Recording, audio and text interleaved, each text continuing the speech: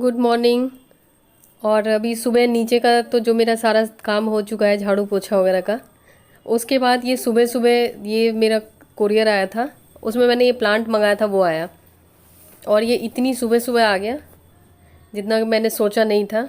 और मुझ में इतना पेशेंस तो नहीं है कि मैं इसको सारा काम होने के बाद इसको लीव्स वगैरह इसमें लगाऊं। लेकिन मैंने लीव्स वगैरह लगा दिए, लेकिन मुझे मतलब वो फील नहीं आ रहा जो प्लांट वाली फीलिंग आती है। और ये बहुत सस्ता भी नहीं पड़ा है। ये मुझे 1400 कुछ रुपए का पड़ा है। और अब जूस वगैरह बना रही हूँ, क्योंकि 3 तरह के जूस बनते हैं हमारे यहाँ सुबह सुबह। कमल जी के लिए करेले का, जो सबसे लास्ट में बनाती हूँ, मेरे लिए खीरे का, और यश के लिए मौसमी वगैरह का। फिर तीनों के लिए जूस बना के फिर एक साथ ही मैं जूसर साफ़ करती हूँ। करेले का सबसे लास्ट में बनाती हूँ, नहीं तो बहुत ही ज़्यादा कड़वा हो जाएगा। मैं फ्रेंड्स, और नीचे का मेरा सारा काम हो चुका है। और जो प्लांट मैंने मंगाया मुझे थोड़ा नकली जैसा लग रहा है, तो देखती हूँ, हो सकता है शादी से रिटर्न कर दो। और बस अब सोफ़े के कवर वगैरह भी निकालूंगी। जब ऊपर वाले फ्लोर पे जाऊंगी तो मशीन लगानी है मुझे। और सोफ़े के कवर और कुशन के कवर, सोफ़े का नहीं, ये कुशन का कवर और सोफ़े का कवर, और जो भी चीज़ें धोने की है वो सारी लगाऊंगी मशीन। तो खैर अब मैं जा रही हूँ शैम्पू करने।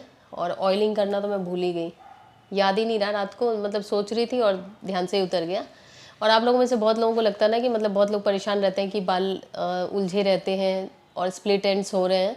तो उसके लिए आपको परेशान होने की ज़रूरत नहीं है। मेरे पास बहुत ही सिंपल और अच्छा सोल्यूशन है। मेरे पास ये मामा अर्थ का राइस वाटर शैम्पू है। राइस वाटर तो आप लोगों को पता ही होगा कि बालों के लिए कितना अच्छा होता है।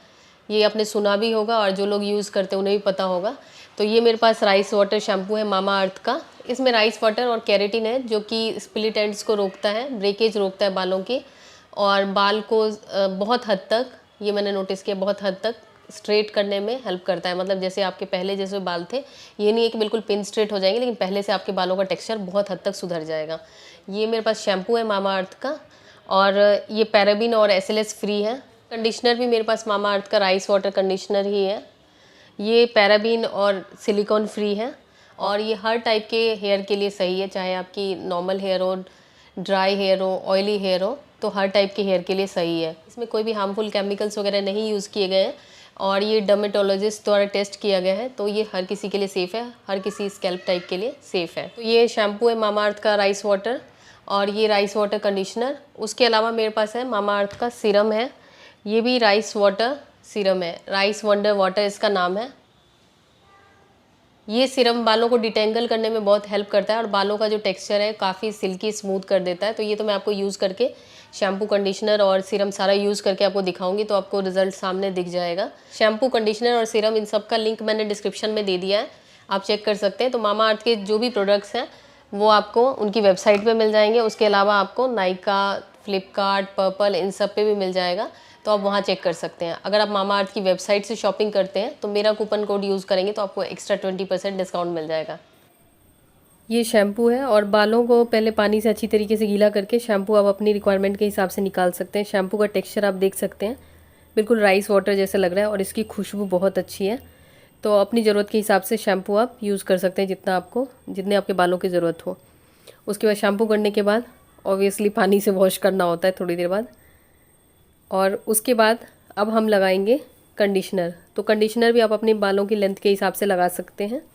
तो कंडीशनर को स्कैल्प पे नहीं लगाना है, बालों की लेंथ में लगाना है।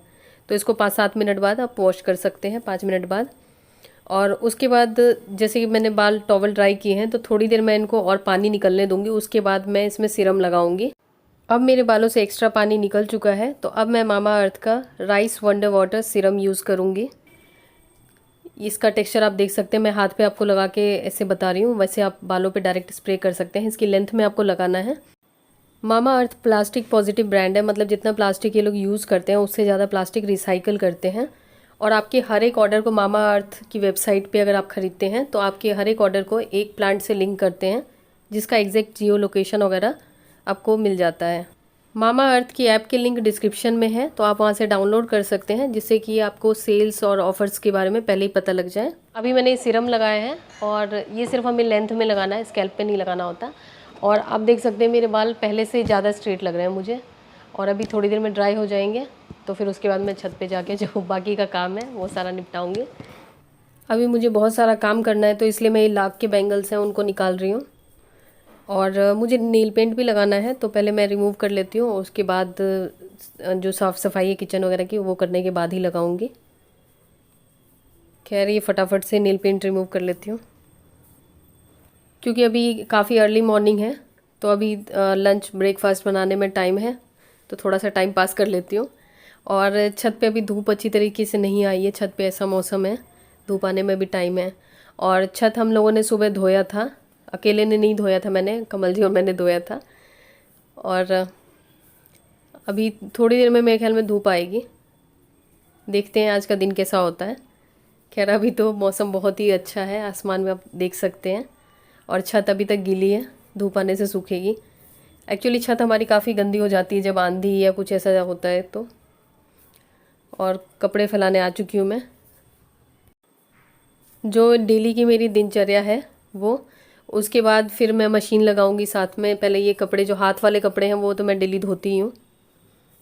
और नीचे पहुँच चुकी हूँ। ब्रेकफास्ट में मैंने ओट्स बनाए थे, जो बहुत जल्दी जल्दी बनाए थे। और उसके बाद सब्ज़ी वगैरह बना रही हूँ, मतलब खाना भी साथ में जल्दी जल्दी मैं बना रही हूँ ब्रेकफास्ट के तुरंत बाद ही, क्योंकि मुझे आगे बहुत सारा काम करना है। तो मैं लंच जल्दी बना लेती हूँ, मतलब 9 सवा 9 तक लंच बन चुका होता है, तो जिसकी वजह से कि पूरा दिन मेरे पास फ्री होता है कि उसके लिए, उसके बाद मैं अपने लिए जो भी काम करना हो मैं कर सकती हूँ, चाहे किचन की सफाई हो, घर की सफाई हो, या अपना वीडियो से रिलेटेड कोई काम हो। नहीं तो अगर लंच लेट से बनाना हो तो उसमें फिर पूरा दिन अटका रह जाता है। और लंच वगैरह बना के ब्रेकफास्ट करने के बाद थोड़ी देर मैं अपना एडिटिंग वगैरह का काम करूँगी, थोड़ी देर सांस लेने के लिए तो चाहिए। और ग्रीन टी बनाई है मैंने, बनाई क्या है, बनवाई है यश से, क्योंकि सुबह से अगर काम करते रहो और उसके बाद थोड़ी देर बैठो ब्रेकफास्ट वगैरह के बाद, तो फिर नींद जैसे आने लग जाती है थकान से। तो काम जबकि अभी तो बहुत पड़ा हुआ है, तो मैंने कहा थोड़ा ग्रीन टी पी लेती हूँ, थोड़ी तसल्ली हो जाएगी, कुछ तो पी रही हूँ। और उसके बाद लंच वगैरह के बाद मैं पहुँच चुकी हूँ अपने काम में। तो मेरे पास ये कुछ स्कॉच ब्राइट के स्पंज पड़े थे, तो वही यूज़ कर रही हूँ मैं, क्योंकि मेरे पास जो क्लीनिंग के बहुत सारी चीज़ें हमेशा किचन में पड़ी रहती हैं, इनसे मेरा दिल ही नहीं भरता। और मैं यूज़ कर रही हूँ, पहले विनेगर यूज़ कर रही हूँ। तो विनेगर जनरली मैं ज़्यादातर क्लीनिंग में यूज़ करती हूँ। उसके बाद मैंने इसमें किचन का जो लिक्विड होता है वो यूज़ किया है, और पानी यूज़ किया है। पानी आप चाहे गर्म यूज़ कर सकते हैं, और अगर जैसे टाइल्स के ग्रूव्स में अगर गंदगी जमी हो तो उसके लिए आप ब्रश यूज़ कर सकते हैं। बहुत तरह के ब्रश आते हैं किचन क्लीनिंग के, नहीं तो ऐसे भी साफ़ कर सकते हैं। तो कितना भी आप किचन को डेली साफ़ करें, लेकिन अगर आप डिटर्जेंट से करते हैं या जो भी किचन का लिक्विड होता है उससे साफ़ करते हैं अच्छी तरीके से, तो बात ही अलग हो जाती है। तो आज तो मैं काउंटर टॉप और गैस वगैरह क्लीन कर रही हूँ, फिर आगे धीरे धीरे देखूँगी कैबिनेट वगैरह। और सबसे इम्पॉर्टेंट हो जाता है गैस, और गैस के बर्नर को अगर आप बिल्कुल चमकाना चाहते हैं तो इसको सिरके में, जो वाइट विनेगर होता है या सिरका होता है, उसमें आप रात भर इसको कटोरी में डाल के छोड़ दें, सुबह तक एकदम चमक जाएगा। और ये स्टील वाली रैक जो है छोटी वाली, ऑलमोस्ट अब खाली रहती है, और मतलब अब काफ़ी कम कर दिया है मैंने सामान अपने घर का, तो इसलिए खाली ही रहती है। तो अभी मैंने इसको हटाया नहीं है, मैंने इसलिए नहीं हटाया ना कि क्या पता कब कौन सा वो हो जाए, कि कौन सा आइडिया आ जाए कि नहीं नहीं और सामान रखना है, इसलिए मैंने कहा कि अभी रहने देती हूँ, नहीं तो फिर वो डलवाना पड़ेगा, क्योंकि ये ड्रिल से लगा है, कील से लगा है। तो इस टाइप की रैक काफ़ी यूज़फुल होते हैं छोटे किचन में, कि सारा सामान टांग के हवा में रख दें। और ये देखिए इसमें काफ़ी ज़्यादा गंदगी जम जाती है, क्योंकि किचन में एग्जॉस्ट तो है लेकिन वो नहीं है, चिमनी नहीं है, जिसकी वजह से अगर टाइम टू टाइम इसको क्लीन ना करो तो फिर चिपचिपा चिपचिपा सा लगता रहता है। और जार्स वगैरह को मैं ऊपर से वाइप करने के लिए सिरका यूज़ कर रही हूँ, तो सिरके से बहुत अच्छी क्लीनिंग हो जाती है। और सिरका अगर जैसे कि आपके घर में अगर मकड़े वकड़े लगते हैं ज़्यादा, तो उसमें भी जैसे कैबिनेट्स के अंदर लग जाते हैं ना जाले, तो उसमें भी अगर आप सिरका स्प्रे कर देते हैं तो जाले वगैरह लगने बंद हो जाते हैं, और मक्खी मच्छर इन सब से भी काफ़ी बचाव होता है। तो क्लीनिंग में जनरली मैं सिरका वगैरह यूज़ करती हूँ किचन क्लीनिंग में। जार्स को अंदर से बाद में क्लीन करूँगी, पहले मैं ऊपर से अच्छी तरीके से वाइप करी हूँ, क्योंकि चिपचिपा हो जाता है। और कप वगैरह जो है ये काफ़ी कम ही यूज़ होते हैं, जो बड़े वाले कप्स हैं वही यूज़ होते हैं, बाकी तो अभी यूज़ ही नहीं हो रहे हैं। तो इन सब को तो फिर अच्छी तरह साफ़ कर दूँगी, क्योंकि वाइट है तो फिर अच्छी तरीके से फिर से साफ़ हो जाने से चमक जाएंगे और ज़्यादा। वैसे तो वाइट ही है।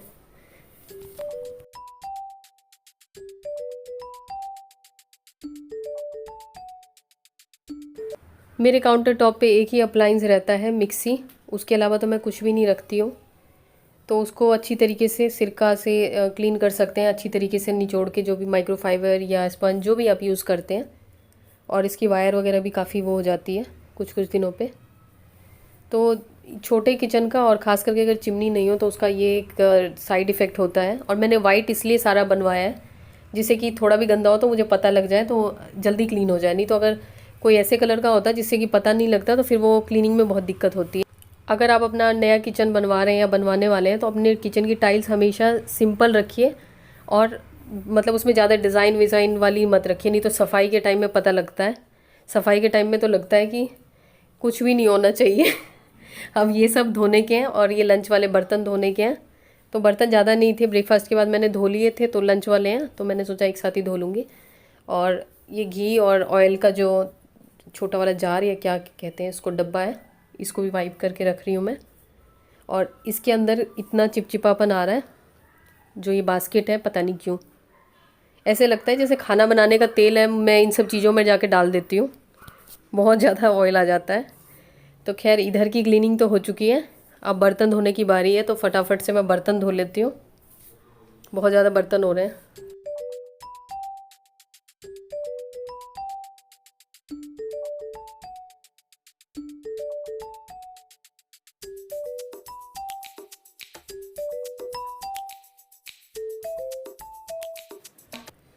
किचन ऑलमोस्ट मेरा, काउंटर टॉप या जो भी एरिया मुझे क्लीन करना था वो सारा आज क्लीन हो चुका है।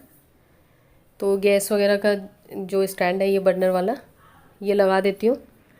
फिर बाहर जाके देखती हूँ बाहर के क्या हालात हैं, क्योंकि डाइनिंग टेबल ऐसे ही भर रखा है। तो पहले मैंने यश को बोल दिया है कि जूसर वगैरह सब हटा दो, तो सारा सामान हटा दिया है, अब उसको क्लीन करना है।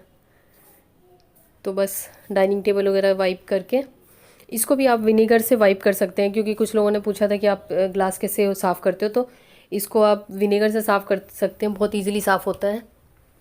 या माइक्रोफाइबर और पानी से करेंगे तो भी साफ़ होगा इजीली। और स्विच बोर्ड वगैरह जबकि मैं रेगुलर साफ़ करती हूँ तो भी ये देखिए इतना गंदा हो जाता है। तो यही था मेरा वीकली किचन क्लीनिंग रूटीन। और ये हर बार सेम नहीं होता, जैसे आज मैंने काउंटर टॉप और उसके ऊपर जो रैक वगैरह है स्टील वाली, वो जार्स और कप एक्चुअली मेरे यहाँ यूज़ नहीं होते आजकल, कम ही यूज़ होते हैं। छोटे वाले कप्स तो बिल्कुल ही नहीं यूज़ होते, और कभी कभार ये दोनों, ये जो इस टाइप के मग्स हैं वो यूज़ होते हैं ग्रीन टी के लिए, और बाकी हमारे यूज़ नहीं होते। तो उसकी वजह से कप वगैरह भी सारे मैंने धो लिए। और बाकी आज काउंटर टॉप वगैरह सारी सफाई कर ली है। और जैसे किसी हफ्ते टाइम मिलता है तो ड्रॉर साफ़ कर लिए हैं। और ड्रॉर्स भी ज़रूरी नहीं है कि सारे एक ही दिन में करने हैं, जितना टाइम होता है उस हिसाब से कर लेती हूँ। और कभी जो किचन कैबिनेट के डोर्स हैं जो वाइट कलर के हैं तो वो सब साफ़ कर लिए। कभी बर्तन स्टैंड और सारे बर्तन साफ़ कर लेती हूँ। तो मतलब डिपेंड करता है कि जब जैसा टाइम होता है उस हिसाब से काम करती हूँ। मतलब एक तरह से महीने में पूरे किचन की हो जाती है क्लीनिंग। लेकिन हाँ, एक दिन मैं पूरा एक साथ नहीं कर पाती हूँ, क्योंकि एक दिन में अगर एक साथ करूँगी तो फिर दूसरे दिन काम मेरे से करा ही नहीं जाएगा। थोड़ा सा जो अपना काम है डेली का वो कर रही हूँ, और साथ में ग्रीन टी, क्योंकि अब बहुत ज़्यादा ज़रूरत हो गई थी, क्योंकि ज़्यादा ही क्लीनिंग हो गई। और खैर मैं थोड़ा सा यहाँ पे एडिटिंग वगैरह करूँगी, उसके बाद देखती हूँ अगर टाइम होगा तो थोड़ा रेस्ट करूँगी, और उसके बाद फिर शाम की तैयारी, शाम के लिए जल्दी सब्जी वब्जी काट लूँगी, क्योंकि शाम का जल्दी खाना बन जाता है तो थोड़ा दिमाग हल्का रहता है, फिर छत पे वॉक वगैरह करने के लिए टाइम रहता है। और ग्रीन टी में मेरा साथ यश देता है, दिखाती हूँ मैं आपको।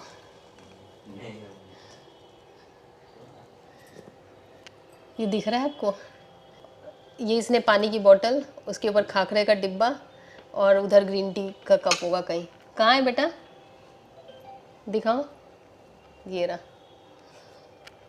कमल जी तो पीते ही नहीं है ग्रीन टी, उनको तो ग्रीन टी के नाम से ही चक्कर आते हैं। खैर मैं अब थोड़ा काम कर लूँ।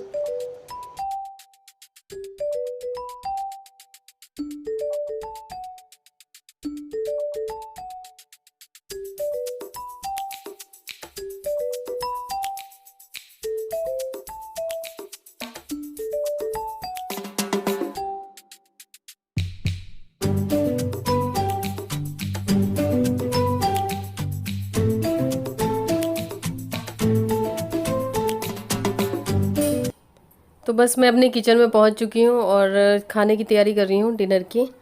तो इस व्लॉग में इतना ही, मिलती हूँ आपसे नए किसी व्लॉग में या नई वीडियो में। तब तक के लिए बाय बाय।